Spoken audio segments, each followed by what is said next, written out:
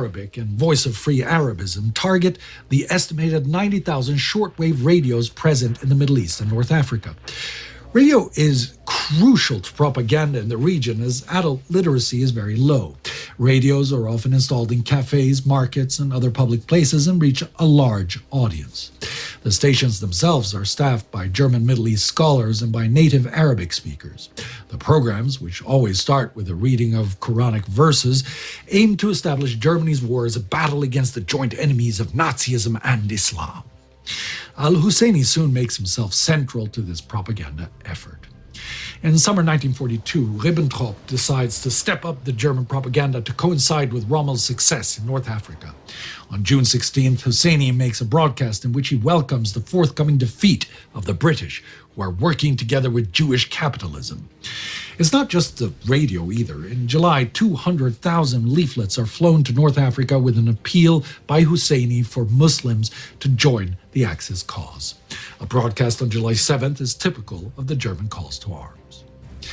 According to the Muslim religion, the defense of your life is a duty which can only be fulfilled by annihilating the Jews. Kill the Jews, burn their property, destroy their stores, annihilate these base supporters of British imperialism.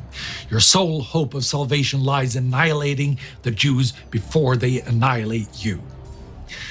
Other than an apparent mutual hatred for Jews, why should Muslims support the Nazis? Well, the propagandists try and draw a supposed commonality between Nazism and Islam. Hitler retains the view that Arabs are racially inferior, but he does have some admiration for Islam as a religion. It's a very one-dimensional understanding of it, and he picks and chooses the bits which fit in with his worldview. But he believes it to embody values of strength, discipline, practicality, and community, qualities that he sees as central to Nazism. Perhaps in justification of his genocidal expansionism, Hitler admires Islam as a religion that had spread the faith by the sword. At least that's according to Albert Speer after the war. On the whole, though, the Nazis see the Muslim population as a source of manpower and little more. Thus, when the Allies land in North Africa, propaganda efforts are redoubled. Evoking memories of the Crusades, Axis propaganda frames Operation Torch as an aggression by the Anglo-Saxon and Jewish world against the Arab Muslims. On November 11th, broadcasting from Rome on Radio Bari, the Italian propaganda radio, Husseini warns that if the invasion is not repelled, the Jews will establish their national home not only in Syria, Lebanon, and Transjordan and Egypt, but also throughout all the neighboring Arab countries. The Arabs must struggle against the British and the Jews, the deadliest enemies of Islam, shoulder to shoulder with the Axis. This brings us to December and the opening of the Islamic Central Institute. The Foreign Office sees a new institute as a means to cement ties between the Nazi regime and Islam. With the support of exiles such as al-Husseini, it will also be a propaganda hub. Everything about the opening ceremony is designed with the religious context in mind. The opening day, December 18th, is the Muslim holiday of Eid al-Adha. In attendance are Muslim troops of the Wehrmacht's Azerbaijani Legion. The opening address, approved by Ribbentrop and broadcast across North Africa and the Middle East, is given by al-Husseini. He calls once more for Muslims to rise up against the Jews and their allies.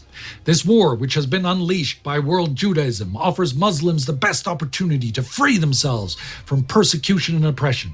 The Muslim who fears somebody else besides God or yields to his enemies and places his fate voluntarily in their hands is not a Muslim anymore. There is no God but Allah. But is this propaganda making any difference? Well, not really.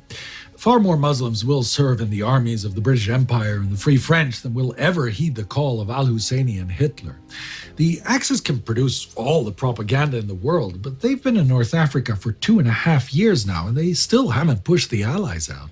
And now, the Allies are turning the tide and landing with huge new forces. How can the Axis claim to be liberators when they look to be losing the war? Husseini will continue his alignment with the Nazis. He will crusade against the Jews, will meet Heinrich Himmler, tour concentration camps, and recruit Muslims into the SS. But right now his words must be ringing pretty hollow to any sympathizers in Cairo, Benghazi, or East Jerusalem. But what the propaganda most certainly does is to sow further seeds of division that will continue to plague the Mediterranean and Middle East region for many decades to come. If you'd like to learn more about Palestine and the Middle East and the interwar years, then check out our Between Two Wars episode on Zionism, Arabism, and colonialism in the Middle East right here.